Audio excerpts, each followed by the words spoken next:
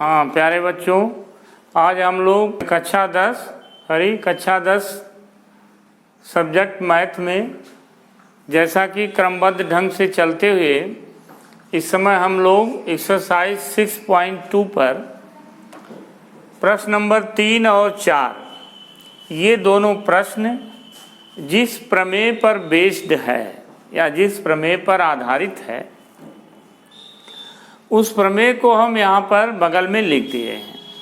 ये आधारभूत प्रमेय है।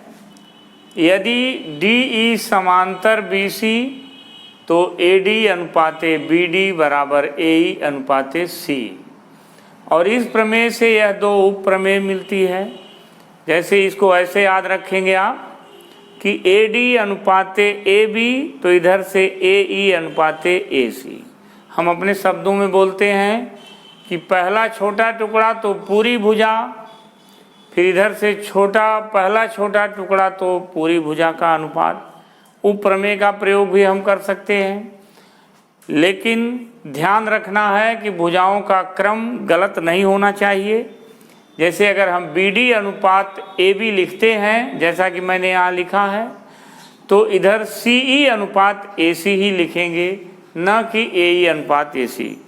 इस क्रम का ध्यान में रखते हुए इस क्रम को, फिर इसका विलोम है कि यदि आनुपातिक ये दोनों भुजाओं के टुकड़े आनुपातिक पहले से दिए गए हों तो विलोमतः हम ये कह सकते हैं कि DE समांतर BC होगा। आज हम प्रश्न नंबर 3 और 4 पर विचार करेंगे। प्रश्न नंबर 3 फिगर में दिखाया गया है ABCD एक ऐसा चतुर्भुज है जिसमें ये दिया है LM समांतर BC और LN समांतर DC या CD, एक ही बात है। तो हमें सिद्ध करना है AM अनुपात AB बराबर AN अनुपात AD। बहुत आसान है, आप प्रमाण लिखेंगे और त्रिभुज ABC में LM समांतर BC दिया है, अतः आप लिख सकते हैं AM अनुपाते AB, यानी AM अनुपात AB बराबर AL अनुपात AC। AL अनुपात AC, इसे आप इक्वेशन नंबर 1 और आधारभूत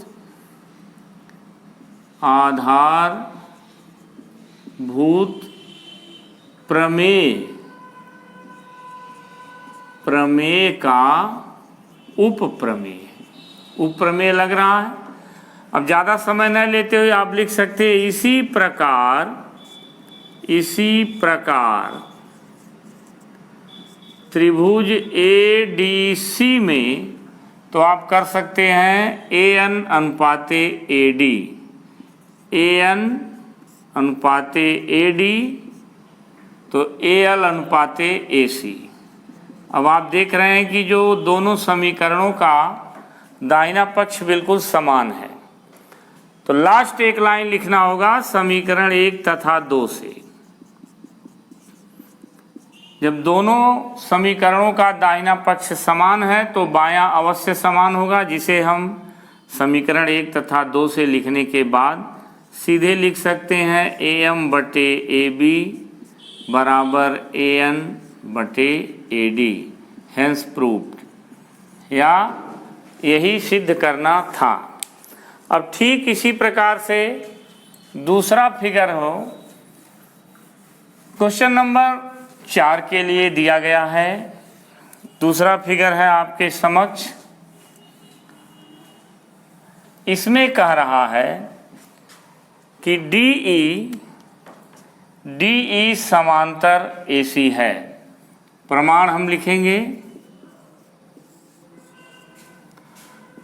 त्रिभुज ABC में DE समांतर AC, अतः प्रमेय आ जाती है। प्रमेय आ जाएगी आपकी AD अनुपाते BD, AD अनुपाते BD या BD अनुपाते AD, BD अनुपाते AD, ध्यान दीजिएगा BD अनुपाते AD, तो यहाँ लिखेंगे आप BE अनुपाते CE, BE अनुपाते CE। Equation number 1, इसको हम शॉर्ट में BPT भी लिखते हैं, जिसका पूरा मतलब है बेसिक प्रोपोर्शनैलिटी थ्योरम या बेसिक प्रोपोर्शनल थ्योरम के आधार पर। ठीक उसी प्रकार से दूसरा जो हमें गिवन है या दिया गया है, यह DF AE के समांतर है। तो अब हम त्रिभुज ABE को ही लेते हैं। तो यहाँ पर DF समांतर AE, तो आधारभूत थ्योरम हो जाएगा BD अनुपाते AD, इसमें लिख देंगे DF समांतर AE।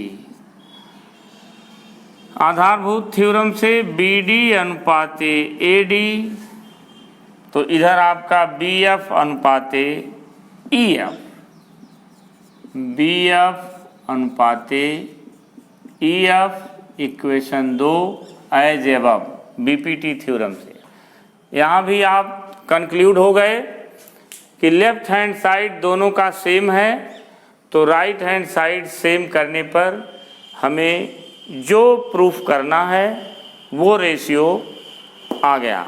बिल्कुल आसान है, बस इस थ्योरम को, BPT थ्योरम को यानी बेसिक प्रोपोर्शनल थ्योरम को और उसके विलोम को अच्छी तरह से समझेंगे। और सबसे ज़्यादा ध्यान देना ये होता है कि व्हाट इज गिवन, क्या दिया गया है या दिए गए तथ्यों के आधार पर हम उसको किस थ्योरम के प्रयोग से प्रूफ कर सकते हैं। बच्चों, एक लास्ट क्वेश्चन हम आपके लिए गृह कार्य के रूप में दे रहे हैं और हिंट करके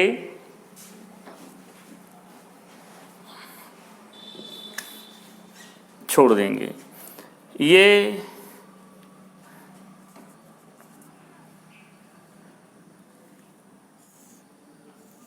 त्रिभुज है PQR।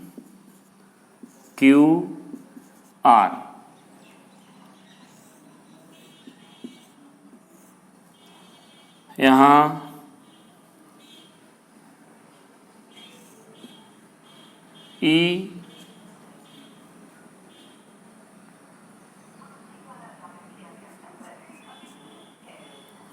ED और FD दिया है।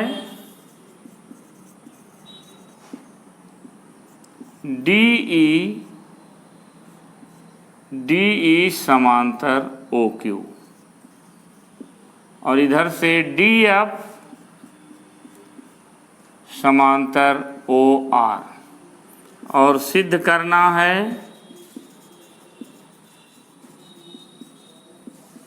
EF समांतर QR। एक बार आप POQ में बेसिक प्रोपोर्शनल थ्योरम से प्रूफ कर देंगे कि PD अनुपाते DO, PE अनुपाते QE,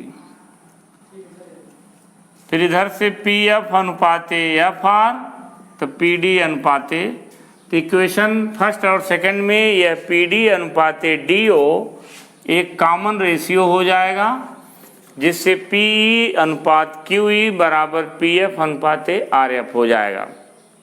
और तब इस विलोम थ्योरम के आधार पे आप कह सकते हैं EF समांतर QR। इस प्रकार से यह 3 प्रश्न, तीनों ही अत्यंत महत्वपूर्ण प्रश्न हैं और इसे आप दोहरा लीजिएगा, अच्छी तरह से समझकर लगा लीजिएगा। फिर नेक्स्ट वीडियो में आपसे मिलते हैं। धन्यवाद।